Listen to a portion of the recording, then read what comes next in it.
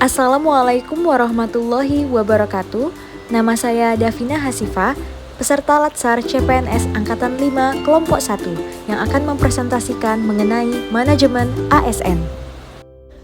Kondisi manajemen ASN saat ini masih lemahnya sistem birokrasi, pelayanan sektor publik belum sepenuhnya berkualitas dan memuaskan publik, membuat terobosan inovasi manajemen ASN yang diinginkan, profesional dan berkarakter dengan birokrasi berkelas dunia sehingga mewujudkan pelayanan sektor publik berkualitas. Apa sih manajemen ASN itu? Manajemen ASN adalah pengelolaan ASN untuk menghasilkan pegawai ASN yang profesional, memiliki nilai dasar, etika profesi, bebas dari intervensi politik, dan bersih dari praktik KKN. Materi pertama, kedudukan dan peran, hak dan kewajiban dan kode etik ASN. Kedudukan ASN berdasarkan Undang-Undang Nomor 5 Tahun 2014. PNS merupakan warga negara Indonesia yang memenuhi syarat tertentu, diangkat sebagai pegawai ASN secara tetap oleh pejabat pembina kepegawaian untuk menduduki jabatan pemerintahan dan memiliki nomor induk pegawai secara nasional. PPPK merupakan warga negara Indonesia yang memenuhi syarat tertentu yang diangkat berdasarkan perjanjian kerja untuk jangka waktu tertentu dalam rangka melaksanakan tugas pemerintahan sesuai dengan kebutuhan instansi pemerintah dan ketentuan perundang-undangan. Selanjutnya, peran ASN. Terdapat fungsi ASN dan tugas ASN. Fungsi dan tugas ASN: pelaksana kebijakan publik, melaksanakan kebijakan yang dibuat oleh pejabat pembina kepegawaian sesuai dengan ketentuan peraturan perundang-undangan. Pelayan publik, memberikan pelayanan publik yang profesional dan berkualitas.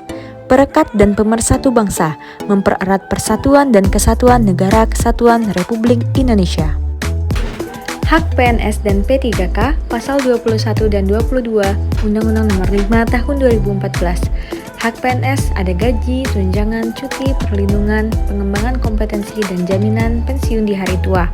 Hak P3K, gaji, tunjangan, cuti, perlindungan, pengembangan kompetensi. Yang membedakan hanyalah jaminan pensiun di hari tua.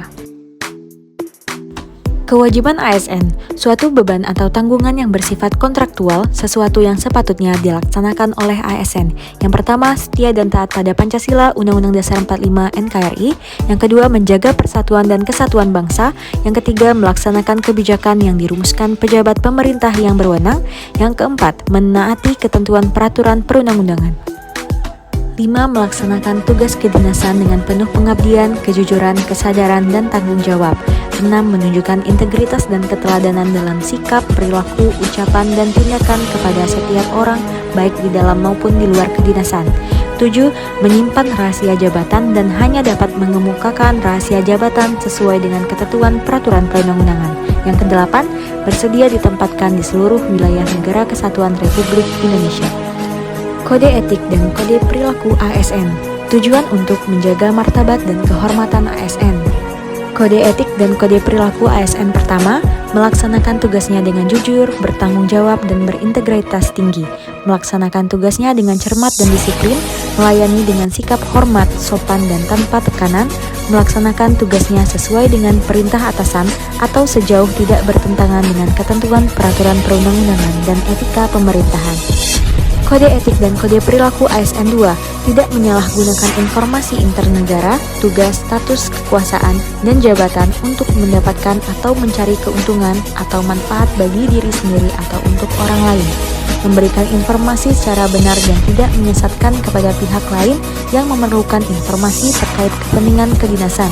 Memberikan informasi secara benar dan tidak menyesatkan kepada pihak lain yang memerlukan informasi terkait kepentingan kedinasan.